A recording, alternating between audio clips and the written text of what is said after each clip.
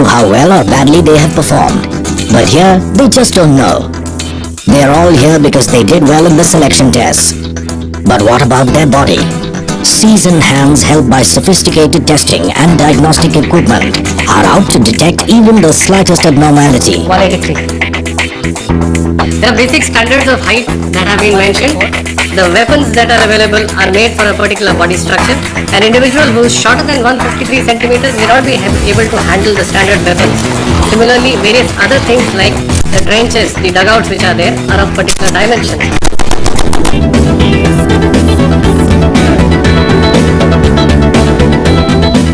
Thereafter, we look at the respiratory system. We examine the chest. We look for the shape of the chest. We examine the circumference of the chest and look for how well the chest can be expanded with a single breath. Take a deep breath. The chest has to expand sufficiently to breathe in enough air. This is necessary as a soldier has to walk, run, trek, carry battle loads and climb mountains. If he fails to inhale enough oxygen, he would get exhausted in no time and turn into a liability for his buddies.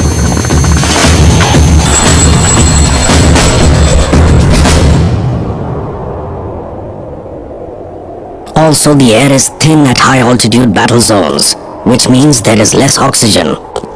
If someone's lungs are not expanding to the optimum, he shall suffer oxygen deprivation.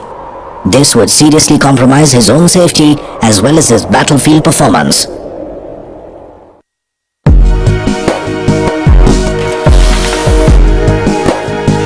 The surgeon basically looks at the external genitalia, the limbs, if the bones are alright. Say supposing people have knock knees or people have toes which are hammer toes or claw toes, or their toes are like deviated from the normal. These are all reasons for making these candidates unfit. Thereafter they are supposed to look at the way the limbs are angled. Check to kuch kar rahe the definitely. Very serious mahal inside. I told him I'm nervous, but there was no response from him. Both hands on the chest. Raise and lift your head now. So we are looking at creating a human resource which allows us to have a fit army which can serve in all terrains. If you have a candidate who has knock knees, we need to detect it early at this time, because when they undergo a strenuous training in the hilly terrain, when they have to run long distances with their weapons, they have an abnormal strain on their knees which may start affecting their joints. From initially itself, we need to be sure that they will not have an abnormality which will interfere in performance of their efficient duties. Maintain this posture till I tell you. Up, the thigh up please. Heel of your front foot will touch the toe of your back foot while you look straight ahead. Tight, tight, tighter. Fine.